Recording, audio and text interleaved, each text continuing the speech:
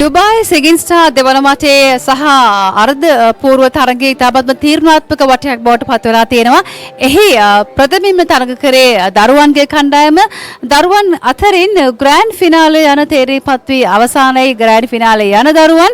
ඒක සුවිශේෂී අවස්ථාවක්. මුලින්ම අපි දරුවන්ට අවස්ථාව ලබා දුන්නා. ග්‍රෑන්ඩ් එක්සෙල්සියා හෝටල් පරිශ්‍රයේදී ඩුබායි මේ වෙලාවේ ඉන්නවා ඒ ග්‍රෑන්ඩ් ෆිනාලේ එක්සත් අරාබි එමිරේට් රාජ්‍යයේ ඉතාමත්ම ලස්සන්ට සංවිධානය කරපු ඒ රියල්ටි තරගාවලියේ ඩුබායි සිගන් ස්ටාර් තරගාවලියේ ග්‍රෑන්ඩ් ෆිනාලේට තේරිච්ච දරුවන් තිදෙනා මේ වෙලාවේ ඉන්න පුංචි දුවත් එක්ක කතා කරන්න සූදානම් වෙන්නේ. ලොකු සින්දුවක් කිව්වේ නේද? ඔව්. ඇයි ඒ සින්දුව කවුද තෝරගන්න කිව්වේ? මේ ආච්චි තාත්තයි තමයි මේ අම්මයි ආච්චි තාත්තයි තමයි තේරුවේ. දැන් පුතාට අද මොකද හිතෙන්නේ ග්‍රෑන්ඩ් ෆිනාලේ තරඟයට ඔයාලා මේ සුසුකම් ලැබලා තියෙනවා තේරලා තියෙනවා මොනවද හිතෙන්නේ පුතාට? මට හරිම සතුටුයි. ඉතින් ඔන්න ලොකු ගීතයක් ගායනා කරේ. ඇත්තටම කිව්වොත් මම හිතන්නේ විනිශ්චය මණ්ඩලය කිව්වා ඉතාමත්ම කියන්නේ ලොකු අය කියන සින්දුවක් ගායනා කරා. හැබැයි ඒ ගීතේ ඉතාමත්ම හොඳට මිහිරිව ගායනා කරා කියලා මම අහගෙන හිටියා ටිකක්. තාත්තා අම්මා ඉන්නවනේ. ඇත්තටම මේ ඉස්සෙල්ලා මම අහන්න කැමති මේ තරඟාවලිය ගැන මොකද හිතෙන්නේ? ඇත්තටම මම ස්තුතිවන්ත වෙනවා මේ වගේ තරඟයක් මේ වගේ ළමයින්ට මේ වගේ අවස්ථාවක් ලබා දෙන එක. සහ විශේෂයෙන්ම අපි හිතුවට වැඩිය ඉතාමත් ඉහළ මට්ටමක මේ සංවිධාන කටයුතු වෙලා තිබ්බා. පළවෙනි වටෙත් එහෙමයි මේ අදත් එහෙමයි අපි හිතනවට වැඩිය ගොඩක් පිළිවෙලට ලස්සනට වැඩේ කරලා තියෙනවා. අම්මා විදිහට මොන වගේ සතුටක්ද තියෙන්නේ? මොකද කිසිදු කියන්නේ මුළු ක්‍රවුඩ් එක ඉස්සරහම තමයි විනිශ්චය ලබා දුන්නේ. ඉතින් අපි හැම වෙලේම මේ තරඟාවලියේ පුරාවටම සාධාරණත්වයේ රැකගෙන මේ තරඟය කරන්න හදන පිරිසක් කියලා කිව්වොත් හරි. මොකද හිතන්නේ විනිශ්චය ගැන? ඇත්තටම විනිශ්චය හරිම පැහැදිලි. අපි හැමෝම ඉදිරියේ කිසිම සැකයකින් බියකින් තොරව හැමෝටම පිළිගන්න පුළුවන් සාධාරණ තීරණයක් ලැබුණා. ඒ වගේම මෙවන් රටකදී මේ දියණියට ලැබිච්ච අවස්ථාව ගැන අම්මා විදිහට මොකද දැනෙන්නේ? ඇත්තටම ගොඩක් සතුටුයි. මේ රටේ අපේ දරුවන්ට තියෙන අවස්ථාවන් ගොඩක් අඩුයි. ඒ වගේ අවස්ථා ඒ කියන්නේ වකවානුවක අපේ හැමෝම අපේ දරුවෝ හැමෝටම මේ ලබා දීපු අවස්ථාවට අපි ඇත්තටම ඔයගලන්ට ගොඩාක් ස්තුතිවන්ත වෙනවා. දැන් ග්‍රෑන්ඩ් ෆිනාලේකට මොන වගේ සූදානම්ද වෙන්න බලාපොරොත්තු වෙලේසි නෑ. තම සුවිශේෂී තරගයක් මුළු ලෝකෙම බලාගෙන ඉන්න තරගයක් කියලා කිව්වොත් හරි. මොනවද හිතන්නේ දැන් ග්‍රෑන්ඩ් ෆිනාලේ 14 වෙනිදා? ඔව් ඇත්තටම අපි දැක්කා කියන තරඟකාරුවොත් ඉතාමත් දක්ෂ තරඟකාරයෝ ඉන්නේ. එතකොට අපි තියෙන කෙටි කාලෙන් අපි උපරිම උත්සාහ දරන හොඳ ඉදිරිපත් කිරීමක් කරනවා.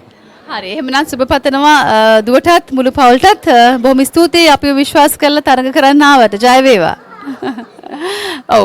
ඉතින් ඩුබායි සිගන් ස්ටාර් තරගයේ දෙවන සහ අවසන් පූර්ව තරගයේ පැවැත්වෙන්නේ ඩුබායි ග්‍රෑන්ඩ් එක්සෙල්සියා හෝටල් පරිශ්‍රයේ පෙවිදි බොහොම කාර්යබහුලයි. ඉතින් මතක් කරන්න ඕනේ හැමදාමත් වගේ අපි ඩුබායි රාජ්‍යයේ මෙවන් තරගයක් ආරම්භ කළේ විශේෂයෙන්ම රැකියාවක් කරලා ඒ රැකියාවට කොටු වෙලා ඉන්න ආදරණීය ශ්‍රී ලාංකිකයන් වෙනුවෙන්. ඉතින් ඒ නිසා මම හිතනවා මේ තරගයේ හැමෝටම ආශ්‍රසෙල්ලක් වුණා කියලා. තවත් පුතෙක් ඉන්නවා ග්‍රෑන්ඩ් ෆිනාලේ යන්න තේරිච්ච එන පුතේ මේ පැත්තට අම්මත් තාත්තත් එක්ක ඉක්මනට. ඔව් මට කියන්න පුතාගේ නම මොකද්ද කියලා? මගේ නම ෂෝන් දෙනෙත්. ඔව් ෂෝන් මට සපෝටින් වැරදිනවා ෂෝන්ගේ නම. ෂෝන් කියන්නකෝ අද ලැබිච්ච ග්‍රෑන්ඩ් ෆිනාලේ යන්න ඔයාලට අවස්ථාව ලැබුණා. මොනවද පුතාට කියන්න තියෙන්නේ? කාටද ස්තුතිවන්ත වෙන්න ඕනේ? ස්තුතිවන්ත ඕනේ මගේ තාත්තා අම්මා මගේ අම්මගේ යාළුව එයාගේ නම ඉසුරි. එයා තමයි හදලා ටිකක් වැරදි ටූනින් වගේ. බොහොම කියන්නේ ඇත්තටම සිංහල කතරෙන් ගොඩක් අපහසුයි මෙහි දරුවන් මේ ඉංග්‍රීසි අධ්‍යාපනය ඉගෙන ගන්න හින්දා. හැබැයි ඉතින් මම හිතනවා ගීතයට ලොකු සාධාරණයක් කරා කියලා. මොකද මලක් නෙලා ගෙනවිත් බුදු සාදිට පිදුවා කියන ගීතය තමයි පුතා ගායනා කරේ. ඉතින් මම හිතනවා ඒ ගීතයට හොඳම විනිශ්චයක් ලබා දුන්නා කියලා නේද පුතා? මොකද හිතන්නේ තාත්තා විදියට? තව ඊළඟ පුතාවත් එවනවද ඩුබායි සිගන් ස්ටාර්? අනිවාර්යෙන් බලාපොරොත්තු වෙනවා.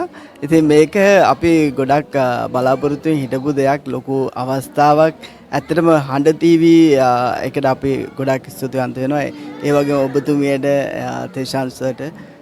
මොකද මේ වගේ වැඩසටහන මෙහි කිසිම කෙනෙක් පවත්වලා නැහැ. ඉතින් මේක අපේ දරුවන්ට හොඳ අවස්ථාවක් ඇත්තටම ඉතාම වැදගත්. එතකොට හඬ පුහුණු මධ්‍යස්ථානය ඕගොල්ලෝ කරගෙන යන්නේ. ඒක ඇත්තටම ඉතාම මේ වැදගත්. ඉතින් මෙහි ඉන්න අයට ඉතින් මෙයා පුතා දවස් දෙකක් සහභාගී වුණා එකේ.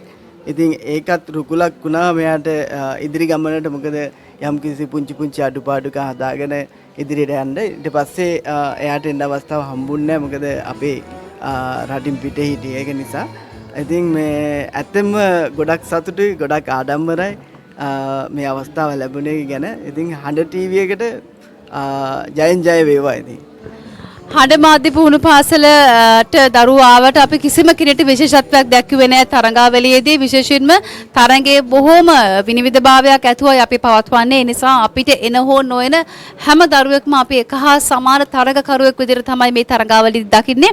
කෙසේ වෙතත් ඒ තාත්තා කිව්වා වගේ Tamanගේ දරුවන්ගේ කුසලතාවයන් වැඩි දියුණු කර ගැනීමට අපේ පාසල ඉවහලක් වුණා නම් ඇත්තටම ඒ ගැන අපි ගොඩක් සතුටුයි. අම්මට මොකද හිතෙන්නේ දැන් ග්‍රෑන්ඩ් ෆිනාලෙත් යන්න තියෙනවා නේද? කුසලානි ගන්න මොනවද කරන්න දැන් වෙන්නේ? ගොඩක් ප්‍රැක්ටිස් කරන්න ඕනේ. ගොඩාක් සතුටුයි මේ වගේ අවස්ථාවක් මේ වගේ ප්‍රෝග්‍රෑම් එකක් ලෑස්ති කරලා තියෙන එක ගැන මෙහි ගොඩාක් සතුටුයි.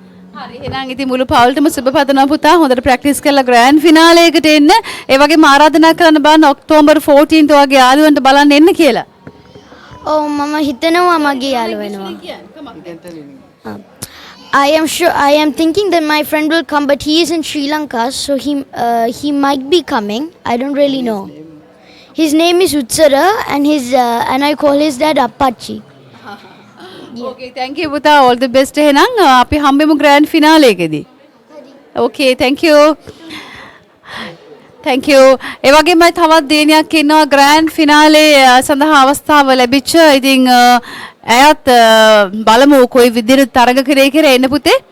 හියන්සාගේ නම වේදිකාවේ මට වැරදින්න ගියේ හියන්සා. හියන්සා මොකද හිතෙන්නේ පුතේ අද දවසේ ජයග්‍රහණය ලැබුවා. මොකද්ද දැනෙන්න සතුට සහ මොනවද ඒ ගැන කියන්න තියෙන්නේ? ගොඩක් සතුටුයි. තැන්ක්ස් කරන හඬ ටීවී එකට මේ වගේ එකක් පටන් ගත්තට.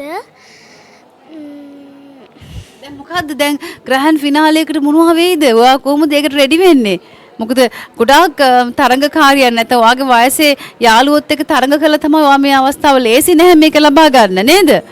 කොහොමද ප්‍රැක්ටිස් කරන්න හිතන් ඉන්නේ? හොඳට ප්‍රැක්ටිස් කළා මං එනවා. ඕකේ. එතකොට හියන්සාගේ තාත්තා ඉන්නවා. මොකද හිතන්නේ දියණිය අද ලැබපු ජයග්‍රහණය ගැන? මොකද ඉතින් ඇත්තටම මාත් අම්මා කෙනෙක් විදිහට දරුවෙක් ජයග්‍රහණය ලබනකොට ඒ ගැන සතුට කියලා නිම කරන්න බෑනේ. තමන්ගේ දරුවෙක්. ඉතින් එතකොට තාත්තා කෙනෙක් විදිහට මොනවද දැනෙන්නේ? ඔව් ඇත්තටම සතුටුයි. ඇත්තටම මේක අපි මුලින්ම දැනගත්තම අපි හිතුවා මේක ලොකු අවස්ථාවක්. මොකද මෙහි ඉන්නකොට ඇත්තට මේ වගේ chance එකක් හම්බෙන්නේ නැහැ ළමයෙක්ට. ජයග්‍රහණය පැරදුම ගැන නෙමෙයි අපේ බලාපොරොත්තු වෙන්නේ මට එක්ස්පීරියන්ස් එක ගන්න. ඉතින් අද එනකොට උදේ මම කිව්වේ පුතේ දිනන පරදින එක ඕන කෙනෙක්ට වෙන්න පුළුවන්. වාසින් කරන්න වාගේ. මොකද දිනන පරදින එක අපිට තීරණය කරන්න අමාරුයි. ඉතින් එයා සතුටින් ආවා. එයා සතුටින් සිං කරා. ඉතින් එයාට රිසල්ට් එකක් හම්බෙලා දෙනවා. ගොඩක් සතුටුයි ඒ ගැන. ඔය දැන් අම්මාවි නැද්ද අද?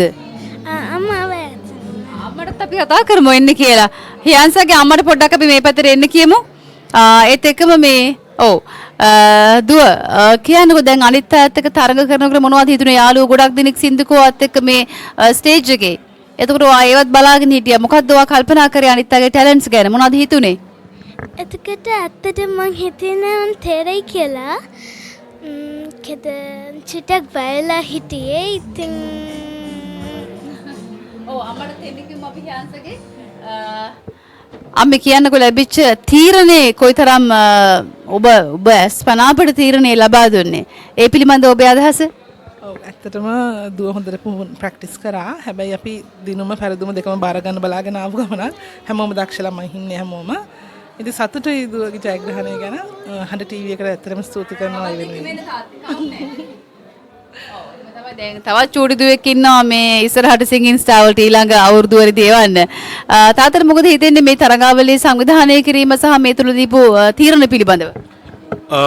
මෙහෙමයි ජජ් පැනල් එකක් හිටියා. අපිට චැලෙන්ජ් කරන්න බෑ ජජ් පැනල් එකට ඇත්තටම. මොකද ජජස්ලා අපිට ඕන විදිහට ජජ්මන්ට් දෙන්නේ නැහැ. ඒතකොට අපි ජජ් ගැන අපිට ජජ් කරන්න බෑ. ඒ ජජ්මන්ට් එකට අපි ඇක්සෙප්ට් කරන්න වෙනවා. මම ඉස්සෙල්ලා කිව්වා වගේ දින්න පරදිනේ අපිට තීරණය කරන්න අමාරුයි. මම දුවට කිව්වා වසින් කරන්න. එච්චර අපිට කරන්න පුළුවන්. හරි එහෙනම් මුළු පවුලටම සුබ පතනවා පුතේ. එහෙනම් අපි මුණ ගැහෙමු ග්‍රෑන්ඩ් ෆිනාලේ. යාළුවන්ට ආරාධනා කරන්න ග්‍රෑන්ඩ් ෆිනාලේ ඔක්තෝබර් 14 බලන්න එන්න කියලා. එහෙනම් ඔක්තෝබර් 14 ග්‍රෑන්ඩ් ෆිනාලේ එන්න මතක.